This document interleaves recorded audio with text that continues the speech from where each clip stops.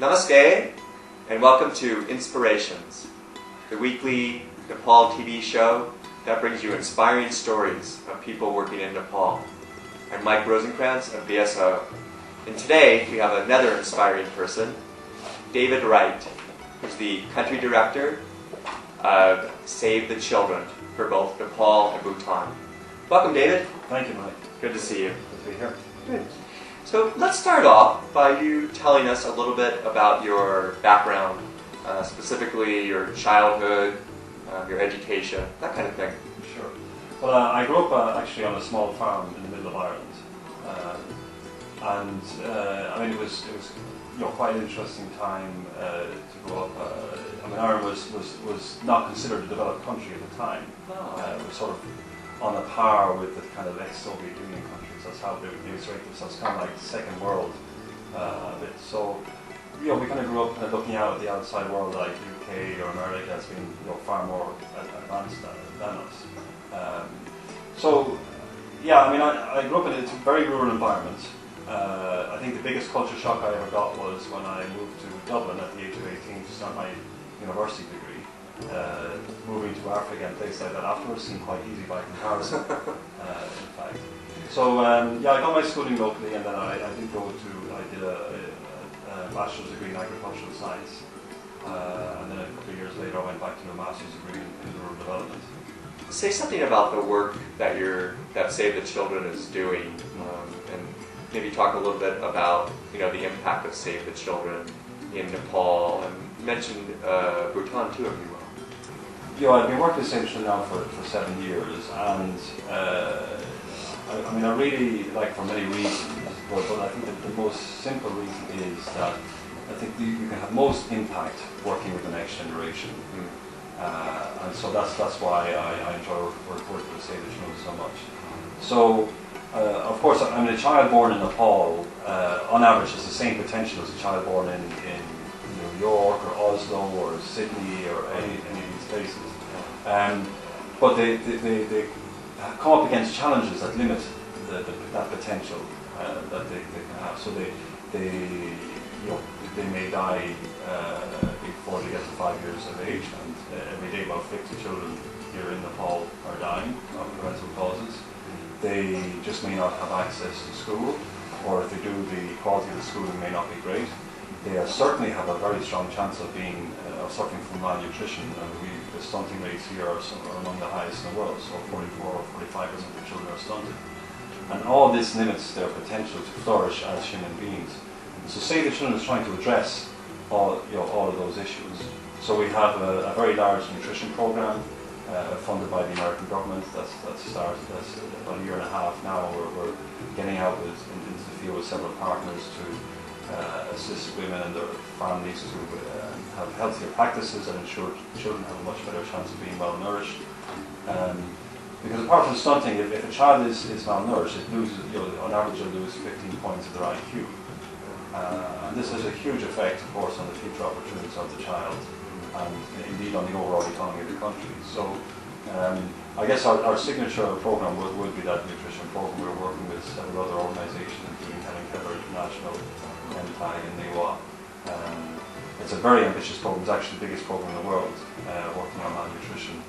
How many districts is that throughout the country? Yeah, it's 20 districts throughout the country, mostly mountain districts, some hill districts, mountain districts, where the indicators for nutrition are at their worst, and that's funded by the American government. Right. We also are working with global funding for HIV/AIDS malaria. Specifically, the funding we're working on is with HIV/AIDS. So we are helping local organisations establish drop-in centres for intravenous drug users. We're working with the gay lesbian community, these most at risk groups, really, such as migrant workers or prostitutes, sex workers, and men having sex with men. These are the groups we work with there. And then the real focus then, apart from nutrition, is education. So we work a lot with government schools. We don't work with private schools. We want to do the best we can to assist the government to give its children the best education that they can. So in order they can again reach their full potential. So we're working in schools all around the country, working on child-friendly schools. For example, when I go out to the field and I'm visiting schools, what I really get impressed about is when we bring in these child-friendly teaching practices. So we ban corporal punishment in the school. Your attendance rates really go up. I mean, I've seen schools where the attendance rate 3 years ago was 50% because the kids were afraid to go to school because they would might get hit or whatever. And now that they're in a child-friendly environment where there's no corporal punishment and there's different forms of disciplining, the attendance rate goes up to 95%. Really? Yeah. Huh. So these small things can make quite a big difference. And also one of our focuses on early childhood development. And in terms of investment, this is where you get your biggest bang for your buck. Rather, you should get children into preschools very early on. It gets them what they call school ready, so they get much more comfortable being in an environment. They develop their social skills, their motor skills, their cognitive skills. They get used to drawing, they get used to holding a pen, they get familiar with letters, and then when they go into primary school, they really get a head start, and they're much more likely to succeed and less likely to drop out as they progress through primary school. So I think for me that's kind of my favourite part of what we do is the early childhood development, because I think it's just so critical to giving the children a head start in time.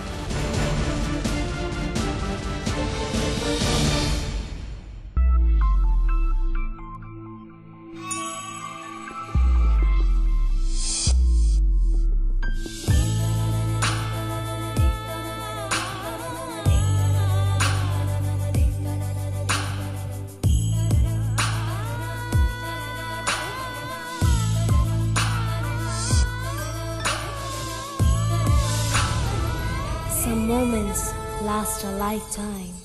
Classic Diamond Jewelers. उठेर कोर्नुस् वा बसेर कोर्नुस् दाहिने देब्रे जुनाले कोर्नुस् नागरिकमा नगद पुरस्कार पक्का पक्की छ कुपन जसरी स्क्रैच गरे पनि नागरिकका हरेक वार्षिक ग्राहकलाई हजारौंको नगद पुरस्कार पर्ने पक्का पक्की छ। टिभी हेरेर बुझ्नुस् वा रेडियो सुनेर बुझ्नुस् हामीलाई फोन गरेर बुझ्नुस् पत्रिकामा पढेर बुझ्नुस् नागरिकमा नगद पुरस्कार पक्का पक्की छ। अनि पुरस्कार नपरेमा 10 वर्षसम्म निशुल्क नागरिक दैनिक। थप जानकारीका लागि phone number 426 8656।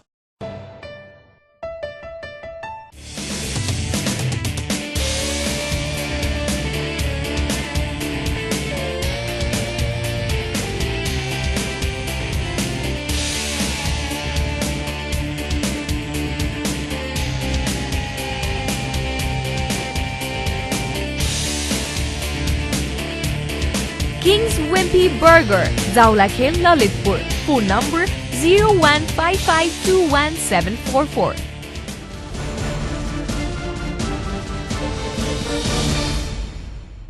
So I know in the U.S., I mean, there's a lot of, kind of pre-K schooling, which really, helps the kids later in life, hopefully. So Absolutely, yeah. It's something that stays with them their whole lives, and so that's why I like working with Save the Children, because that kind of thing. I mean, I did move away from agriculture and work with farmers. Kids, because you can do some work with farmers, but it's overall in terms of personal development of that individual, it's much more limited than if you get a child and make sure the child goes into school and gets a good start and gets before they're 2 years of age gets the right nourishment.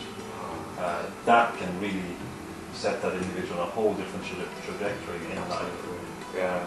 What are some of the hurdles that you come up against in your work here? Well, I mean, I think Nepal is no different to a lot of countries. I mean, there are some, a lot of, I guess, but specifically in Nepal, I mean, the villages can be quite remote, so it can cost more money to deliver services in these remote locations. Because you either need a good car to go on the bad roads, a good four-wheel drive, which costs a lot of money, or you need more staff because you have to walk maybe 2 or 3 days to get these communities, and so it's more limited what person can do. So I guess I was to highlight one specific issue about Nepal. It's kind of the remoteness of the communities and maybe not having enough adequate infrastructure to reach. Tell our viewers about some of the momentous occasions in your life. I mean, the things that kind of impacted you that you'll remember your whole life. Yeah. Well, I guess the most recent one was the responding to the floods in Pakistan in 2010, because there, as a disaster unfolded, and it happened the same year as the Haiti earthquake happened, and people were talking about 3 million people affected and 1,000 schools being destroyed and that kind of thing. And when the Pakistan floods happened, it was just on so many fold a bigger disaster. 20 people were affected by the floods in Pakistan. There was thousands of schools. I think in the end it was 13,000 schools were severely damaged or lost entirely, and millions of people displaced. And it was just, I remember some of the news channels, one in particular, I think it was Al Jazeera, said, are some disasters just too big to handle? And so we had to do an enormous scale up. We were recruiting on average, I think, 130 people per week for the first 3 months of the response, and we ended up having a team of 2,500 people to meet the incredible needs that children had after having lost everything.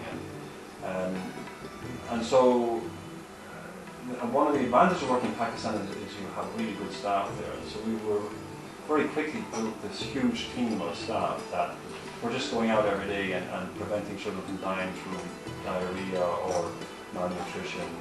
I mean, some of these places affected by the floods were already very poor and had malnutrition rates on a par with places in Nepal. So when they get a shock like that, they don't have access to safe water, they don't have access to nutritious food, and if they get sick, these children can die. And so preventing that from happening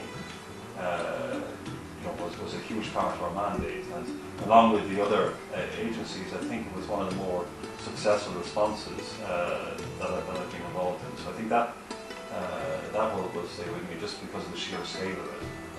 Who are some of the people that have inspired you? It sounds like your dad has been very inspirational in your life. Who else? Yeah, I suppose the other two obvious people would be my mother and also my partner Anna. My mother particularly, because my dad gave me this keen sense of justice and injustice, but my mother, she was, when she was younger in the 50s, she was an au pair in Italy, and at the time hardly anyone was doing that. And so growing up in Ireland in the 1970s, it was quite an insular place. Yeah. Right? Yeah. And so I think my mother, she always brought the perspective that there was a wider world out there, and to kind of be interested in what's happening. So I think in that respect, she was also an inspiration. And the combination of her perspective and my dad's perspective led me to where I am now. And of course, I met my partner Anna much later in life, but I think with Anna particularly, it's her level of integrity and the importance that she puts on that has really been an inspiration for me. And of course, she comes from quite an interesting part of the world where she grew up during some of the smartest insurgencies in Central America, and her parents were very much, they were university lecturers, but they were very much kind of into the movement, and their house was a safe house for some of these people on the run from Nicaragua and Guatemala, from the oppressive forces of the Contras and people like that were after them. And so that was, that also was quite inspirational as well. And finally, what message would you like to leave our viewers with? I think, human beings, I think we're inherently good, but I think sometimes we get distracted by the day-to-day things. And I think all of us, particularly as we are probably going to face some of the biggest crises that mankind has faced in the next decades ahead, be it global warming, be it overpopulation, and not to speak of the usual injustices like war and also to be fight for resources, but I think all of us have to bear in mind what little bit can I do to make the world a better place, to right some of those wrongs, to look after our neighbour or vulnerable people. Because the thing is, what I find in life is, every country gets more and more to this Western lifestyle, as we get busier, and the biggest thing that impedes people from helping people next to them is the sense of busyness. And so I think all of us need to be aware that we need to think beyond the business and see, well, what can I do, to help someone that's close to me, or sometimes even not so close to me. That's great. Thank you so much, David. Okay, Mike. That's it. Well, another incredible story, and I hope you've been enjoying these stories as much as I've been as the host. Thanks again for joining us, and we hope to see you again next week. Please like us on Facebook. We have a new Facebook page, and Barry Batola.